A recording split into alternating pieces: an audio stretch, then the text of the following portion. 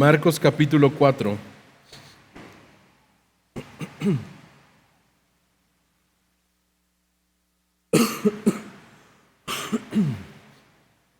El día de hoy estaremos en los versículos 26 al 34. Sin embargo, me gustaría recordarte que al inicio de esta serie veíamos cómo Jesús en el capítulo 1, versículo 15, decía: el tiempo se ha cumplido y el reino de Dios se ha acercado. Arrepiéntanse y crean en el Evangelio. Esta era una declaración muy directa de parte de Jesús. Él está diciendo: a partir de este momento el reino de Dios está activo y está en movimiento. A partir de hoy hay una invitación directa al arrepentimiento y a creer en el Evangelio. Y antes de adentrarnos en estos versículos, es crucial, hermanos, que recordemos que en los versículos previos a lo que vamos a ver el día de hoy, ahí en Marcos 4, el pastor la semana pasada compartido una serie, como Jesús compartía una serie de parábolas que hablaban acerca de la semilla que caía en diferentes tipos de suelo, de tierras, ilustrando la respuesta de las personas ante la invitación del Evangelio en la palabra de Dios. Y Jesús utilizó estas parábolas para explicar cómo la palabra de Dios se siembra en los corazones y cuáles son las diferentes respuestas de los corazones ante esta palabra de Dios, ante esta semilla. Y en ese sentido, hermano, nos damos cuenta de que Jesús está enseñando prácticamente sobre un tema muy particular que viene tocando desde el capítulo 1, versículo 15, que es el reino de Dios y cómo se manifiesta en la vida de las personas que responden ante la invitación de este reino.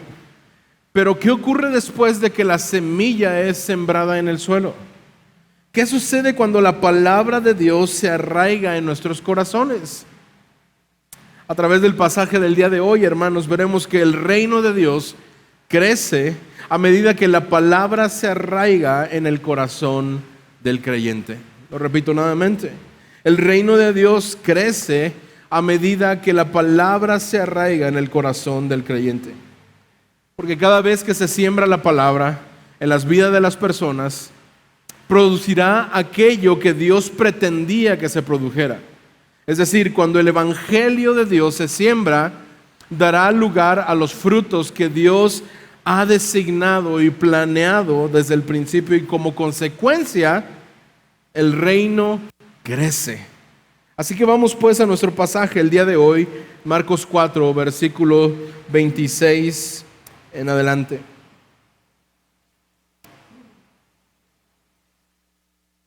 Jesús decía también: el reino de Dios es como un hombre que echa semilla en la tierra y se acuesta de noche y se levanta de día, y la semilla brota y crece, como él no sabe. La tierra produce fruto por sí misma, primero la hoja, luego la espiga y después el grano maduro en la espiga. Y cuando el fruto lo permite, él enseguida mete la hoz, porque ha llegado el tiempo de la siega. Por segunda vez Jesús está utilizando esta analogía del sembrador y la semilla. Pero el énfasis en esta parábola que acabamos de leer no está en la responsabilidad del sembrador o en la responsabilidad de la manera en cómo la tierra recibe esta semilla. El énfasis de esta parábola está en el proceso de crecimiento de esta semilla. Lo primero que podemos ver es que el sembrador sale, siembra y se va a dormir. Pero se va a dormir con una expectativa de que esa semilla germine, de que esa semilla crezca, de que esa semilla dé fruto. Y probablemente se despierta en la mañana siguiente y quizá riega la tierra, pero continúa con la esperanza de ver un brote de esa semilla y que a su vez esa semilla dé un fruto que pueda ser cosechado. Y hay algo curioso que no sé si lo notaste, hermano, en los versos que leímos, pero este sembrador no sabe cómo pero la semilla inminentemente va a brotar, va a crecer, va a dar fruto y podrá ser cosechada. En otras palabras, hay un misterio en el crecimiento de esta semilla. Y Jesús dice que el reino de Dios es similar a esto. La palabra de Dios obra de manera invisible, misteriosamente dentro de nosotros, y ciertamente hay una expectativa del crecimiento, pero en realidad el que hace crecer la semilla del Evangelio en nuestros corazones de manera misteriosa, pudiéramos decirlo así, es Dios. No tenemos que estar ansiosos ni luchar, porque la semilla que ha sido sembrada ha de llevar fruto. Es una promesa. Dios promete que su palabra cumplirá su propósito por el cual ha sido enviada o ha sido dada. En Isaías 55, versículo 11, dice de esta manera: así será mi palabra que sale de mi boca, no volverá vacía sin haber realizado lo que deseo y logrado el propósito para el cual la envié. Hermanos, tú y yo debemos confiar en el proceso. Los procesos nos cuestan mucho trabajo, pero tú y yo podemos confiar en el proceso en el cual el Señor nos ha metido a través de la fe en su palabra. Quisiéramos ver todo rápido, ver todo terminado. Quisiéramos ver lo que Dios está haciendo en nuestras vidas o quizá en las vidas de otras personas ya terminado, o incluso anhelamos ver la obra de Dios terminada en nuestras vidas el día de hoy. Llegamos a frustrarnos por el hecho de ¿por qué no puedo ser santo totalmente? ¿Por qué sigo pecando? ¿Por qué sigo viviendo una vida en la que estoy batallando día a día con mi pecado? Pero ¿cómo exactamente la semilla crece? Eso es un misterio. Para el sembrador, esto es algo que no sabe, nos dice el pasaje. Y a pesar de que crece por medio de un proceso en el que no puede verse completamente, o que no se puede dar completamente por entendido, él tiene la fe en el proceso del crecimiento. ¿Qué sembrador sale a la tierra, a labrar la tierra y siembra sin la esperanza de recibir un fruto? Ninguno. Aquel sembrador que va a la tierra y labra la tierra y planta su semilla, tiene la esperanza de que va a salir un fruto. No sabe cómo va a germinar esa semilla. No sabe cómo crecerá esa semilla, pero la labor que está realizando es la labor que todo sembrador debe de realizar.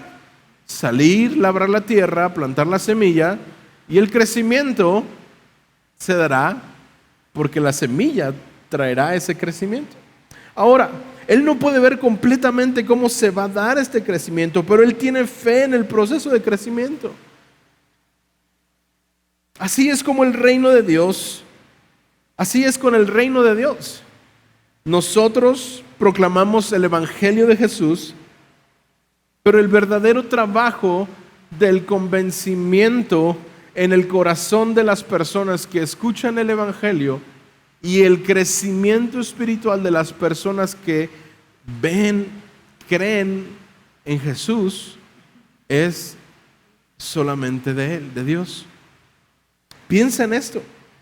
Cuando a ti te presentaron el Evangelio, ¿quién te convenció del Evangelio? ¿Por qué creíste en el Evangelio? ¿Fue la palabra de Dios la que te convenció del Evangelio? El Espíritu obrando a través de la palabra del Señor, convenciéndonos de pecado, convenciéndonos de la necesidad de Cristo en nuestro corazón.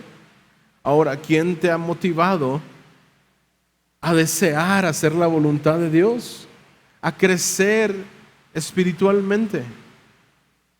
¿Acaso no es la palabra de Dios? ¿Acaso no es el Señor mismo quien ha traído esa necesidad de crecer espiritualmente? Así es con el reino de Dios. A su debido tiempo, la semilla va a brotar, va a crecer y va a producir una cosecha. Así es en el reino de Dios. Se ve la obra de Jesús, la obra del Evangelio, la obra de la palabra de Dios, y esas vidas comienzan a cambiar. La vida de alguien va a comenzar a cambiar por la obra de Jesús, por la obra del Evangelio, por la obra de Dios, por la palabra de Dios. No por ti, no por mí. Depende de la obra de Dios sobre la vida de cada una de las personas. El crecimiento en la vida de cada una de las personas, de esta semilla que va a brotar en el corazón, en la tierra fértil, depende de la obra de Dios y no de tu obra y de mi obra. Ciertamente es muy importante que oremos a Dios pidiendo salvación por la vida de nuestros hijos, por la vida de nuestros familiares o de cualquier otra persona. 5, 10, 15, 20 años o más, oramos por nuestros amigos, oramos por nuestras personas cercanas. Oramos y presentamos el Evangelio cada vez, el mensaje a cada uno, porque como ya hemos visto y hemos dicho anteriormente, no sabemos quiénes serán salvos, por eso les predicamos a todos. La salvación depende únicamente de la gracia de Dios, no depende de nosotros. Oramos para que Dios trabaje en sus vidas a través del Evangelio, a través de la palabra de Dios que puede transformar vidas. Ciertamente no podemos ver cómo la palabra de Dios está afectando el corazón humano, no podemos verlo internamente, pero lo que podemos darnos cuenta es que el reino de Dios comienza a hacerse visible a través de las personas que han creído en el Evangelio. La carga no está en ti, hermano, no está en mí, sino en lo que Dios quiere hacer a través de su Evangelio para el crecimiento de su reino. En 1 Corintios 3, versículos 6 y 7, Pablo está diciendo lo mismo. Pablo dice: yo planté, Apolo regó, pero Dios ha dado el crecimiento. Así que ni el que planta ni el que riega es algo, sino Dios que da el crecimiento. Hermanos, Dios se encargará del crecimiento del reino.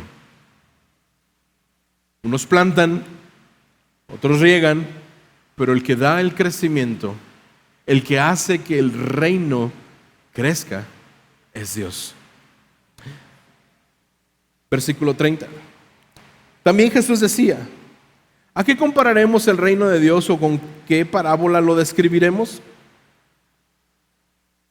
Es como un grano de mostaza, el cual cuando se siembra en la tierra, aunque es más pequeño que todas las semillas que hay en la tierra, sin embargo, después de sembrado crece y llega a ser más grande que todas las hortalizas y echa grandes ramas, tanto que las aves del cielo pueden anidar bajo su sombra.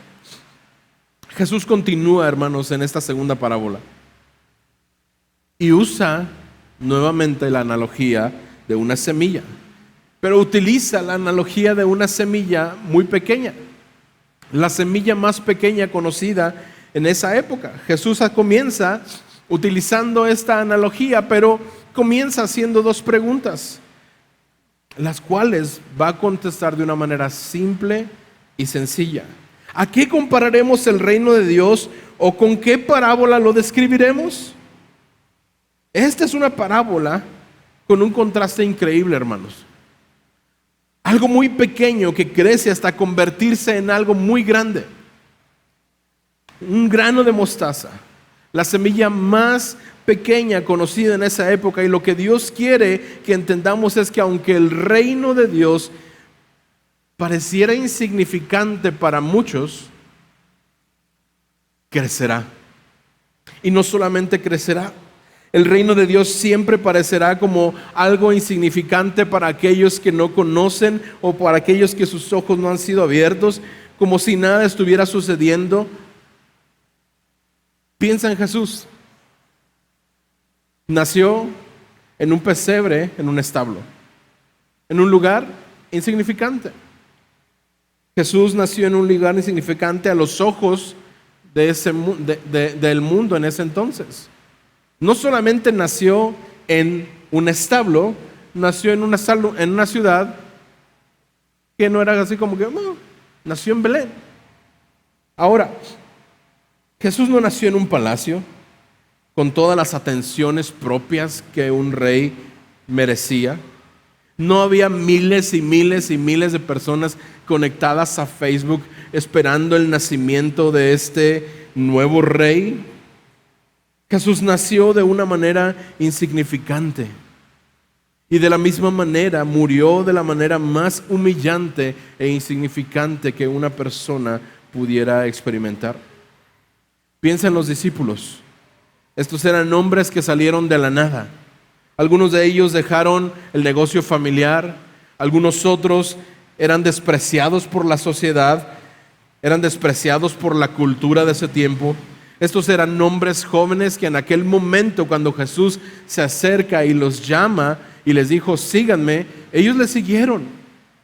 Estos hombres ni siquiera tenían mucho dinero, no eran personas que tuvieran mucha influencia dentro de su comunidad.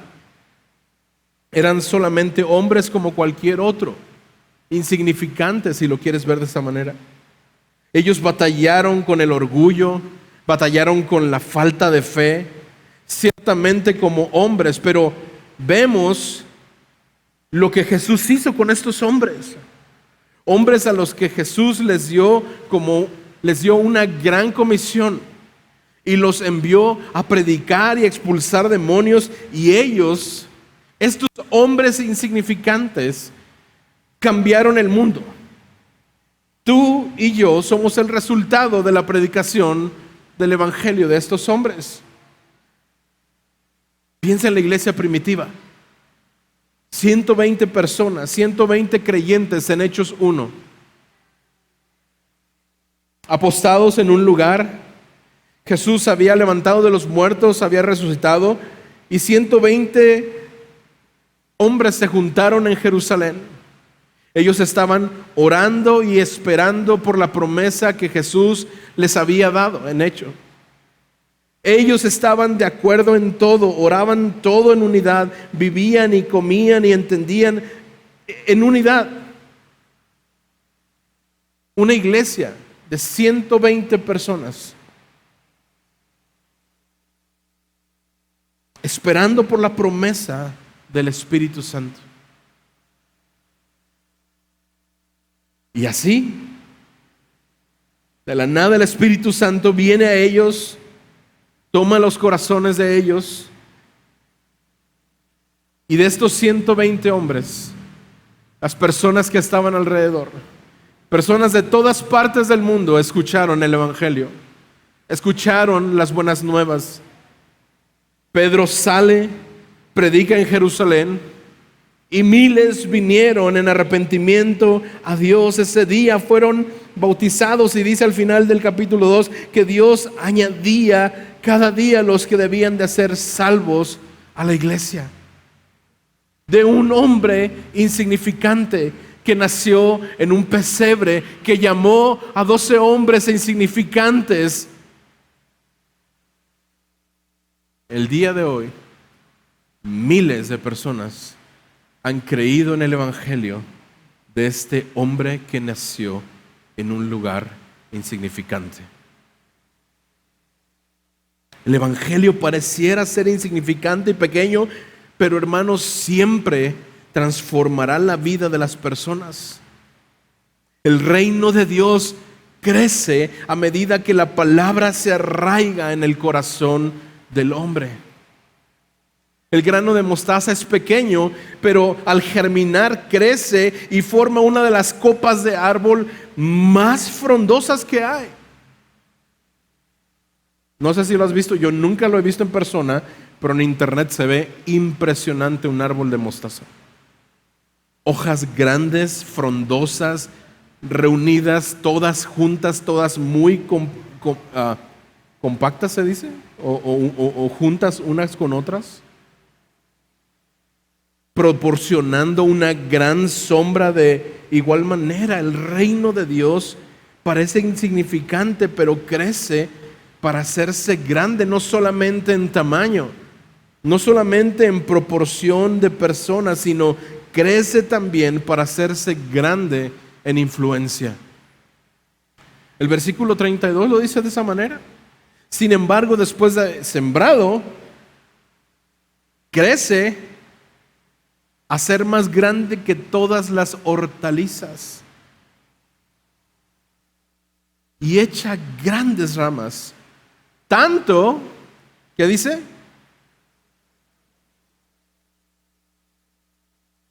que las aves del cielo pueden anidar bajo su sombra. Hermanos, esto no es un detalle que debamos dejar pasar desapercibido. Entendemos que en el pasaje de la semana pasada veíamos cómo en el capítulo 4 Satanás incluso es descrito como una ave que viene y arranca la semilla que ha sido sembrada. Y a veces cuando compartimos de Jesús con alguien, con algún familiar, con un amigo, etcétera, cuando estás orando, cuando estás plantando una semilla del evangelio en algún amigo, simplemente esa semilla es robada, desaparece, simplemente Satanás viene, la roba y la arranca. Pero entendemos que en la analogía de Jesús que estaba utilizando en la parábola anterior, Satanás estaba fungiendo como esa ave que roba la semilla. Pero en esta palabra, en esta parábola que Jesús está expresando en esta parte del versículo 32, aunque Jesús está diciendo que aunque su origen pareciera un tanto insignificante, es decir, aunque la semilla pareciera un tanto insignificante, pequeña, el reino de Dios crecerá de tal manera y será tal bendición que aún los que están alrededor, aún aquellos que no forman parte de ese árbol, encontrarán cobijo, encontrarán resguardo. Es que hay una bendición, hermano, hay una bendición, hay un impacto eterno, hay un efecto redentor donde quiera que vaya el evangelio. A donde sea que la palabra de Dios vaya, cambiará la vida de las personas. A donde quiera que sea predicada la palabra de Dios, habrá un efecto redentor. Alguien escuchará y su vida será transformada. Alguien, su eternidad será cambiada a través de la predicación del evangelio. Es por eso que tú y yo, a donde sea que vayamos, necesitamos hablar del evangelio. La palabra de Dios hará un efecto redentor, cambiará la eternidad de las personas una y otra y otra y otra y otra y otra y otra y otra vez. Hermanos, no subestimemos el poder y la influencia de la palabra de Dios en el reino de Dios, incluso cuando pareciera tener un comienzo pequeño. Lo que comenzó, hermanos, con 12 hombres, 12 discípulos, el día de hoy ha repercutido en la eternidad de miles de personas. La sombra del evangelio del reino ha cubierto a cada uno de aquellos que se ha acercado a él. Un hombre llamado William Carey es considerado el padre del movimiento misionero moderno. Trabajó durante 7 años, trabajó en India, y durante los primeros 7 años que él estuvo predicando el evangelio en India, no vio más que una persona venir a los pies de Jesús. Durante 7 años compartió de Jesús en un país que nunca había estado, en un lenguaje que muy probablemente no entendía ni hablaba muy bien. 7 años tuvieron que pasar para poder ver el primer fruto de la predicación del evangelio. Compartió el evangelio fielmente por más de 40 años y vio muy poco fruto de esos 40 años. De acuerdo a los estándares que pudiéramos tener el día de hoy, podríamos decir su ministerio no tuvo mucho éxito. Pero sea cual sea la cantidad de personas que hayan escuchado el mensaje del evangelio a través de este hombre, fue una cantidad de personas que su eternidad fue transformada y fue cambiada. Todo el fruto, este hombre, después de 40 años de haber estado sirviendo en este país, en India, de quizá no haber visto tanto éxito en la predicación del evangelio, dijo al final de sus días: Todo el futuro es tan brillante como la promesa de Dios. Debemos esperar grandes cosas de Dios e intentar hacer grandes cosas por Él. Este hombre tenía fe en la cosecha. Este hombre estaba sembrando. Él no sabía de qué manera, pero tenía fe que aquello que estaba siendo sembrado crecería de tal manera que otros serían alcanzados por el crecimiento del reino de Dios para India. Así como la semilla crece gradualmente, que veíamos que es sembrada, después esta semilla crece y empieza a dar fruto. Debemos ser pacientes, hermanos, en nuestro crecimiento espiritual. Quizá tienes poco tiempo o ya tienes bastante tiempo que conoces del Evangelio y que estás en este proceso de crecimiento, y quizá pudiéramos a veces desesperar, pero así como la semilla crece gradualmente en esta parábola, debemos de ser pacientes en nuestro crecimiento espiritual. No siempre veremos resultados instantáneos, pero hermano, debemos de seguir confiando en que Dios está obrando en y a través de nuestras vidas, a través de la vida de cada uno de sus discípulos. Versículo 33 dice: con muchas parábolas como estas, Jesús les hablaba la palabra, según podían oírla, y sin parábolas no les hablaba, pero lo explicaba todo en privado a sus propios discípulos. Estas parábolas, hermanos, nos llaman a ser sembradores de la palabra, a confiar en el poder de Dios para el crecimiento espiritual y a reconocer el asombroso potencial del reino de Dios en nuestras vidas y en el mundo. Debemos, hermanos, ser diligentes en compartir la palabra de Dios con otros. No sabemos cómo Dios la utilizará en la vida de las personas, pero confiemos, hermanos, en que en su palabra hay un poder transformador, hay un poder que transforma corazones.